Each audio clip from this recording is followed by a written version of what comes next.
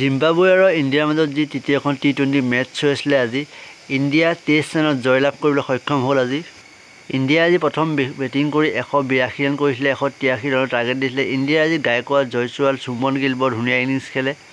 ইণ্ডিয়াৰ যদি batting score কাৰ্ডখন যদি চাওঁ আমি, জয়ছোৱালে আজি 27টা বলত 36 ৰান কৰে, চুমন গিলে 49টা বলত 64 ৰান কৰে।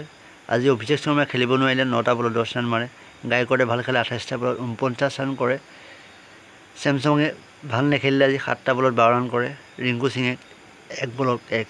ইয়াৰ ফলত আজি ইণ্ডিয়াই 183 ৰানৰ টাৰ্গেট দিছিলে। জিম্বাবুৱে বেটিং ভালেই কৰিছিলে, উইকেট কিপাৰেও ভাল খেলিছিলে আজি, আৰু দুটামান প্লেয়াৰ ভালেই খেলিছিলে। লাষ্টত জিম্বাবুৱে আজি 23 ৰানত হাৰি গ'ল ইণ্ডিয়াৰ হাতত। ইণ্ডিয়াই আজি বলিং বৰ ধুনীয়া কৰে, আবেশ খানে ভাল বলিং কৰে, ৱাশ্বিংটন সুন্দৰে ভাল বলিং কৰে। ইণ্ডিয়া যদি বলিং স্ক'ৰ কাৰ্ডখন যদি আমি চাওঁ, খালিদ আহমেদে বৰ ধুনীয়া বলিং কৰে। আজি 4 অভাৰত 15 ৰানহে দিলে আৰু 1 উইকেট পালে। আবেশ খানে ভাল বলিং কৰে, আজি 4 অভাৰত 39 ৰান দি 2টা উইকেট পায়। ৰবি বিষ্ণুৱে আজি উইকেট নাপালে, 37 ৰান দিলে 4 অভাৰত।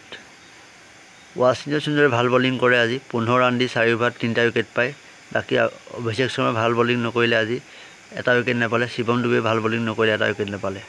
আজি player of the match Washington সুন্দৰে পাইছে। ইয়াৰ লগে লগে চিৰিজটো 2-1 ব্যৱধানত আছে। বাকী দুখন খেলটো ইণ্ডিয়া জিকাটোৱে লাগে। যদি ভিডিঅ' ভাল লাগে লাইক কৰি দিব। Thank U.